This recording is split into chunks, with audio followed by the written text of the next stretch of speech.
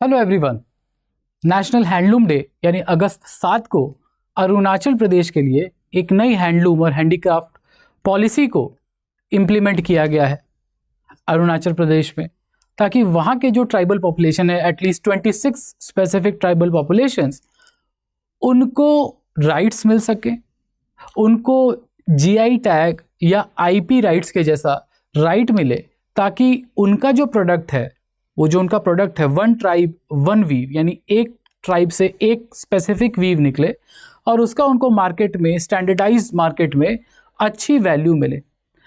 और इसके साथ साथ, क्योंकि ये जो हम वीविंग की बात करते हैं ऑल इंडिया लेवल पे, तो लगभग 71% women are there who are employed in weaving sector. Weaving एक लेबर इंटेंसिव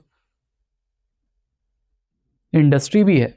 तो ऐसे सेक्टर में कैसे हम इम्प्रूव करें अपने फीमेल्स का पार्टिसिपेशन, उनकी इनकम जो आज 5,000 रुपये मंथली से भी कम है, उस इनकम को कैसे इम्प्रूव करें, और उनके प्रोडक्ट के लिए उनको जेन्युइननेस, क्वालिटी कंट्रोल के साथ साथ उसके राइट्स कैसे दें, ताकि वो उनकी बार्गेनिंग पावर हम बढ़ा सकें। इसी के ऊपर बात करेंगे कि समस्या क्या थी और उसको कैसे दूर करने की कोशिश की जा रही है। तो वेलकम एवरीवन, मेरा नाम है Rishabh and I am economics option faculty है। आज का topic Arunachal Pradesh handloom and handicraft policy of 2025, very important. अगर हम यूपीएससी एस्पिरेंट की तरफ से देखें तो, क्योंकि females are there, tribal population is there, तो इंक्लूसिव ग्रोथ के लिए ज़रूरी है। Preservation of tribal heritage, GS paper 2, women and livelihood in traditional sector. तो ये सब ओवरलैप करेगा आज का जो भी हमारा टॉपिक चर्चा का रहेगा। और इसके साथ साथ एक mains question for as a 15 marker, ठीक है, as a 15 marker it's the question आप पढ़ लीजिए, आपको पीडीएफ भी मिली जाती है मेरे ग्रुप में। Arunachal Pradesh handloom and handicraft policy seeks to convert cultural capital into economic growth. Examine how cluster development, correction of coordination failures and intellectual property protection can raise productivity and incomes in tribal creative industry. तो अगर ये video पूरा देखोगे तो इसका answer आप आराम से लिख जाओगे। इसका पीडीएफ आपको इकोनॉमिक्स में मिल जाता है, ये आपको मालूम है। और इसी के साथ साथ इकोनॉमिक थ्योरीज के साथ हम बात करेंगे। और अगर इंटरेस्ट आता है और आपको एक high scoring 300 plus scoring option चाहिए, जिसका मैक्सिमम ओवरलैप है प्रीलिम्स में, इंटरव्यू में हाईएस्ट स्कोर्स है 215, ऑप्शनल का हाईएस्ट स्कोर है 335, एवरेज स्कोर है 280, और लास्ट 10 ईयर्स का हाईएस्ट परफॉर्मिंग ऑप्शनल है 13 से लेकर 22% तक का इसका सक्सेस रेट रहा है। यानी probability to get you into final list with a good rank with economics optional is the highest among available all optionals. तो इकोनॉमिक्स ऑप्शनल का बैच चालू है। प्लैटिनम बैच, क्यों प्लैटिनम बैच? क्योंकि इसमें टेस्ट सीरीज अवेलेबल है, mentorship available है जो आपकी डाउट क्लियरिंग और आंसर राइटिंग कैपेबिलिटीज इंप्रूव करने में हेल्प करेगा। So just use the code HSLive to get admission in economics optional, और अपनी कॉन्टैक्ट डिटेल शेयर कर सकते हो अगर आपको कोई डाउट है और you want to get admission. अपना एडमिशन प्रोसेस को अगर आपको स्मूथ करना है तो you can share your contact details here on Hipponomics, either or Instagram or Telegram, और सीधे मेल कर सकते हो rishabh.secondstudyIQ.com पे, और you can call the mentors team on 76400300। Very simple. आज का जो टॉपिक हम अगर पढ़ते हैं, आपको इंटरेस्ट आता है, मतलब आप इकोनॉमिक्स के लिए तैयार है। तो let's talk about the weaver community. तो a weave can lift an economy. देखो, सबसे पहली बात कि weaving is a labour intensive sector. अब लेबर इंटेंसिव सेक्टर क्या होता है? बहुत ही सिंपल सी बात है। लेबर इंटेंसिव सेक्टर मतलब जहां आप लेबर को ज्यादा एम्प्लॉय करते हैं, डिप्लॉय करते हैं, यानी एम्प्लॉयमेंट अपॉर्चुनिटी ज्यादा है, ठीक है। एग्रीकल्चर से ज्यादा प्रोडक्टिव होता है लेबर इंटेंसिव मैन्युफैक्चरिंग सेक्टर। अभी एक, अगर वीविंग लेबर इंटेंसिव मैन्युफैक्चरिंग है तो इससे प्रोडक्टिविटी भी बढ़ेगी, यानी जीडीपी ग्रोथ ज्यादा तेजी से होगी। इसके साथ साथ, क्योंकि एग्रीकल्चर में सरप्लस लेबर है, मतलब जितनी ज़रूरत है उससे ज़्यादा लेबर काम करता है, तो ये लेबर कहाँ जा सकता है? इस लेबर इंटेंसिव मैन्युफैक्चरिंग में। तो इंडिया का मैन्युफैक्चरिंग बेस भी बेहतर होगा, स्पेशल क्वालिटी हैंडमेड मटेरियल्स भी मिलेंगे, उसके साथ साथ इनकम्स भी बढ़ेंगी। कहाँ? नॉर्थ ईस्ट पे, कहीं भी, बट नॉर्थ ईस्ट पे स्पेशल फोकस इसलिए है क्योंकि नेशनल एवरेज पर कैपिटा से काफ़ी दूर है नॉर्थ ईस्ट का पर कैपिटा, तो वहाँ पे ध्यान देने की ज़रूरत ज़्यादा है। तो Arunachal Pradesh just launch handloom and handicraft policy in Tezu on 7 August, जो हमारा नेशनल हैंडलूम डे भी होता है। ये आपके प्रीलिम्स के लिए इंपॉर्टेंट इंफॉर्मेशन है। एम क्या है? एम्पावर करना है वीवर्स आर्टिजान्स को। वीवर्स यानी कि 71% weavers are women and around 64% artisans are women. यानी ना सिर्फ आर्टिजान वीवर्स को फायदा मिलेगा, बल्कि खासकर फीमेल पॉपुलेशन को बहुत फायदा मिलेगा, ताकि वो कल्चरल इकोनॉमिक पोटेंशियल को एक्सप्लॉइट कर सके और अपनी इनकम को बढ़ा सके। तो किया गया है नेशनल हैंडलूम डे यानी 7 अगस्त को एक नेशनल पुश देने की कोशिश की गई है थ्रू स्टेट लेड पॉलिसी। और ये इसका नोडल अथॉरिटी कौन होगा? Ministry of textiles with presidential participation and awards ecosystem. यानी एक incentive based, award based, performance based policy ये है। साथ ही साथ हमने ये भी देखा है कि मिनिस्ट्री ऑफ टेक्सटाइल ने लगभग 384 करोड़ रिलीज किए थे 5 साल पहले, और आज ये बढ़ के लगभग 500 करोड़ 500 करोड़ के आसपास हो गया है। तो 500 करोड़ रुपए स्पेसिफिक सेक्टर्स को, हाई परफॉर्मिंग सेक्टर को ऑलरेडी प्रोवाइड किए जा चुके हैं। बट ये 500 करोड़ नंबर बहुत बड़ा नहीं है, ठीक है, स्पीकिंग फ्रैंकली। अब इसको धीरे धीरे और बढ़ाने की ज़रूरत है, ताकि ये जो ऑपरेशनल क्रेडिट की प्रॉब्लम होती है ना, कि आपको अगला ऑर्डर आया, आपको फिर अगले ऑर्डर का प्रोडक्शन करना है, उसके लिए पैसे की कमी है क्योंकि क्रेडिट हिस्ट्री नहीं है। जनरली यूनिट्स बहुत छोटे छोटे होते हैं, स्मॉल स्केल इंडस्ट्रीज, तो उसकी वजह से लोन्स आसानी से नहीं मिलते, तो क्रेडिट अवेलेबिलिटी हैम्पर होती है, इससे इनकी प्रोडक्टिविटी हैम्पर होती है और ओवरऑल इनकम पोटेंशियल भी कम होता है। तो इसको करना क्या है, पॉलिसी करेगी क्या इसके लिए? सबसे पहले state wise weaver artisan database बनाया जाएगा। जैसे एक उद्यम पोर्टल है जिसमें सबका, या ई श्रम पोर्टल है, ई श्रम पोर्टल पे सारे अनऑर्गेनाइज सेक्टर के वर्कर रजिस्टर्ड हैं, तो उसी तरह से आपके वीवर आर्टिजन का एक डेटाबेस बनाया जाएगा, ताकि पता हो कि कौन कहाँ क्या काम करता है। खासकर फीमेल्स को इसका फायदा मिलेगा। Raw materials and tool banks बनाए जाएंगे, जहाँ पे आसानी से आपको जो रॉ मटेरियल चाहिए अपने प्रोडक्शन के लिए, ठीक है, जो भी आप इनपुट दे रहे हैं, फर्नीचर बना रहे हैं, कुछ कपड़ा बना रहे हैं, कुछ पॉटरी कर रहे हैं, एनीथिंग। इसके साथ साथ improved credit access, very very important, improved formal credit access, यानी पैसे की अवेलेबिलिटी बढ़ाई जाए। उसके साथ साथ रिसर्च एंड डेवलपमेंट और डिज़ाइन सपोर्ट, क्योंकि जनरली जो छोटी छोटी यूनिट्स होती है ना, उनके पास इतना पैसा नहीं होता कि वो नए डिज़ाइंस को रिस्क लें उनके ऊपर। तो डिज़ाइंस के ऊपर ट्रेनिंग देना, रिसर्च एंड डेवलपमेंट करके हेल्प करना, ताकि वो ओल्ड स्कूल आर्ट फॉर्म से थोड़ा अलग हटके नए पैटर्न्स को रिस्क लें उनके ऊपर, ताकि आप इंटरनेशनल मार्केट में, ग्लोबल मार्केट में, या जो इमर्जिंग मार्केट है हमारी जेंजी वाली मार्केट, उनको आपका प्रोडक्ट अपील कर सके, ताकि आप उसको बेच सकें ज़्यादा बेहतर से। इसके साथ साथ integration with e commerce and digital players, one tribe one weave, यानी जो 26 ट्राइब्स को टारगेट किया जा रहा है, हर ट्राइब से एक वीव, ताकि एक जेन्युइन प्रोडक्ट, एक यूनिकनेस है प्रोडक्ट में, एक यूएसपी रहे कि इस ट्राइब का ये प्रोडक्ट है, तो उनको एक सही दाम मिलेगा उसका। एक तरह से मोनोपोलिस्टिक कंपटीशन, एक मोनोपोली क्रिएट करने की कोशिश की जाएगी। Livelihood promotion, because incomes will increase, and legal protection of indigenous designs through GI tag और IP rights like mechanism. Nodal क्या है? Department of textiles. Craft building centres कहाँ बनेंगे? तेजू में और सोनपुरा में, ठीक है। Yarn distribution, e office computers to 5 district, यानी ई सपोर्ट, इंटरनेट सपोर्ट दिया जाएगा, so that they can refine their designs, research and development, ये भी प्रोवाइड किया जाएगा। Why it matters for Arunachal economy, इसलिए मैटर करता है क्योंकि एग्रीकल्चर हम लोग बात कर चुके हैं कि एक लो प्रोडक्टिव सेक्टर है, तो उसके लेबर को कहाँ उठा के ले जा सकते हैं? हम एमएसएमई में ले जा सकते हैं, ठीक है, लेबर इंटेंसिव सेक्टर्स में ले जा सकते हैं, ताकि यहाँ पे, क्योंकि ये हाई एम्प्लॉयमेंट अपॉर्चुनिटी है, लेबर इंटेंसिव है, यानी ज़्यादा लोगों को एम्प्लॉयमेंट मिलेगा। इसके साथ साथ विमेन पार्टिसिपेशन माइक्रो एंटरप्रेन्योरशिप में बढ़ेगा। छोटे छोटे विलेज इंडस्ट्रीज फीमेल लेड हो सकती है। अगर फीमेल लेड होगी तो फाइनेंशियल इंडिपेंडेंस बढ़ेगी, फ्रीडम बढ़ेगी, मोर इनकम सोर्सेज होंगे, ज़्यादा इनकम सोर्सेज होंगे, ज़्यादा डिमांड होगी, जीडीपी बढ़ेगी कंजम्पशन की वजह से।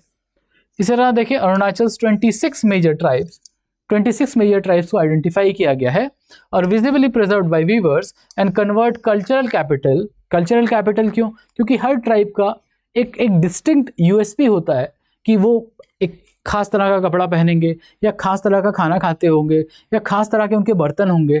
तो यही जो खास तरह की यूएसपी है, यूनिक सेलिंग पॉइंट, उसका यूज़ करेंगे ताकि उसको हम ग्लोबल लेवल पे ले जा सके। नेशनल इकोसिस्टम भी दिया जाएगा, कैसे?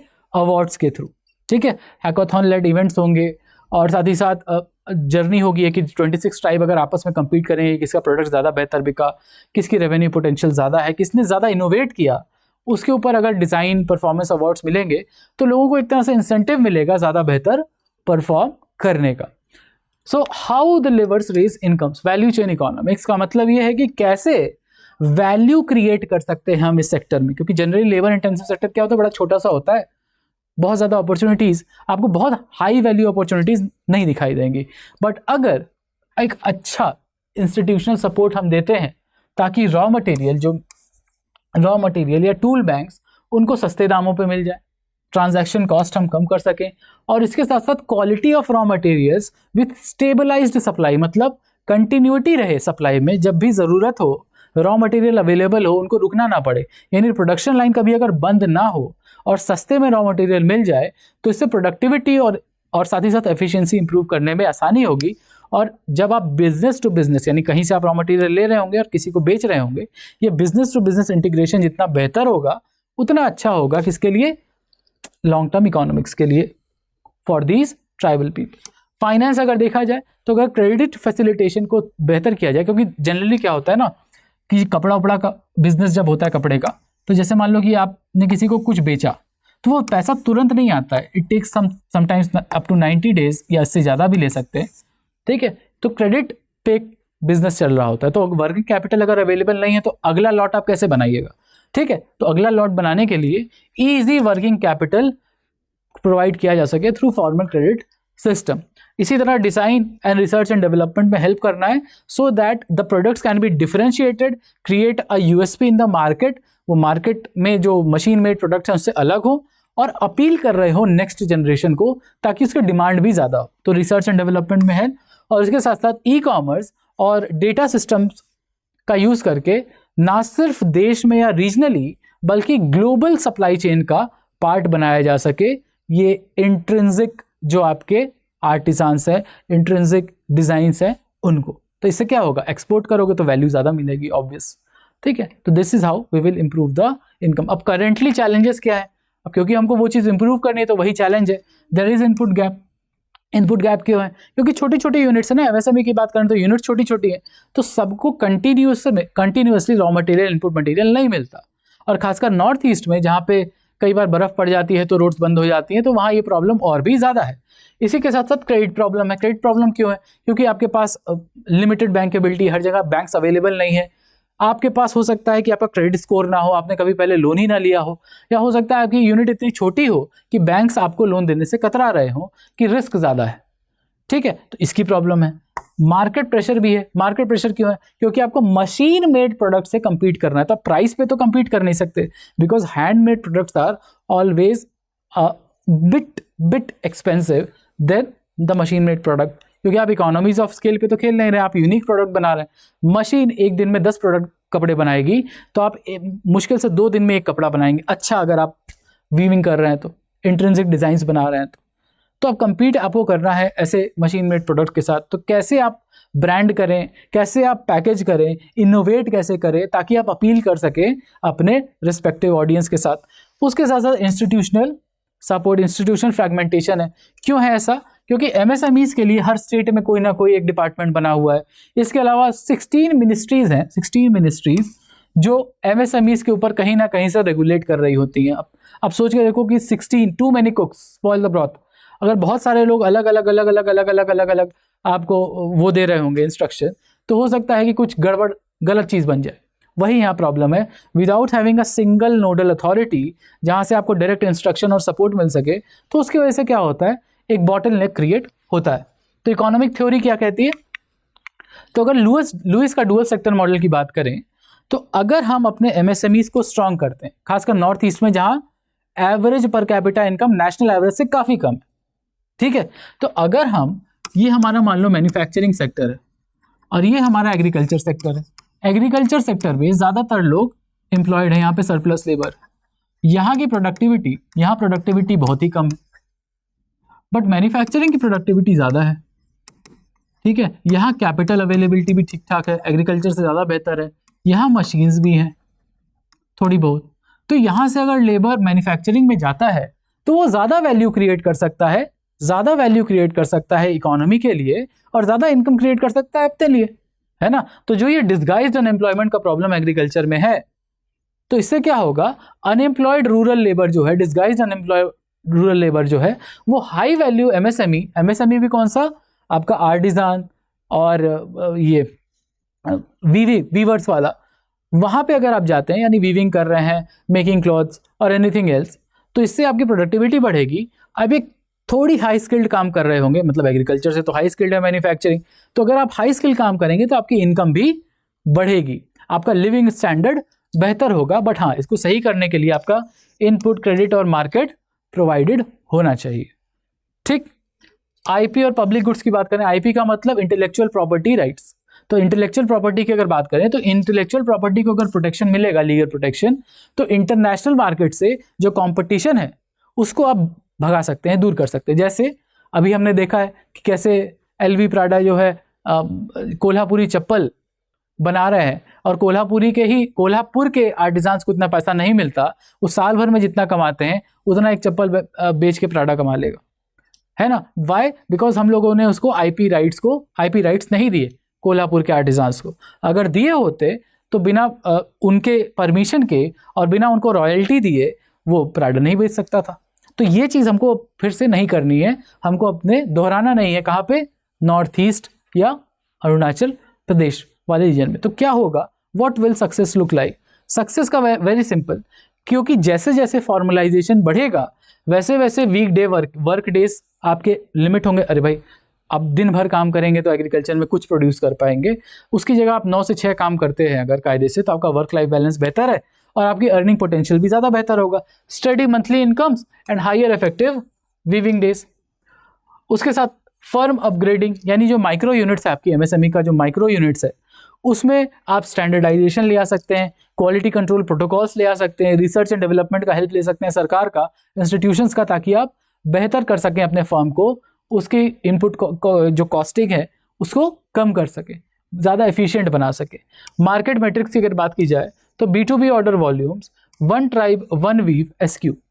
अब one tribe one weave SKU का क्या मतलब है कि जो 26 ट्राइब हैं, अगर सबको एक एक प्रोडक्ट स्पेशलाइज करेंगे उसमें, तो उस स्पेशलाइज प्रोडक्ट के ऊपर उनको ज़्यादा बेहतर वैल्यू मिल सकती है, because it will create a monopolistic competition और मोनोपोलीज।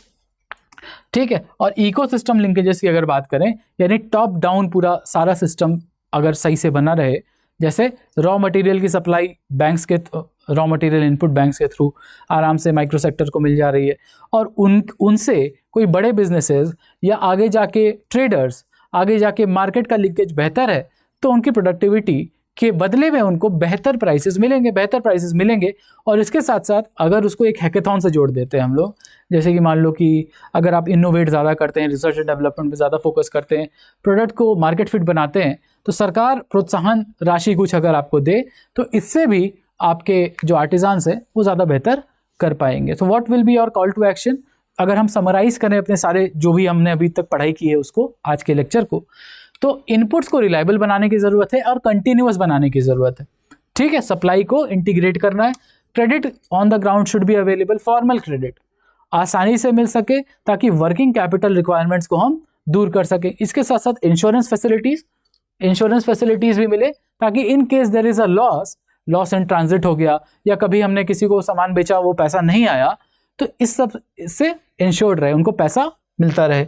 डिज़ाइन प्लस ब्रांडिंग, यानी डिज़ाइनिंग ब्रांडिंग के लिए हेल्प करे बड़े institutions, government, so that their branding D2C हो या डायरेक्ट टू कंज्यूमर हो या बिजनेस टू बिजनेस हो या बिजनेस टू ग्लोबल हो।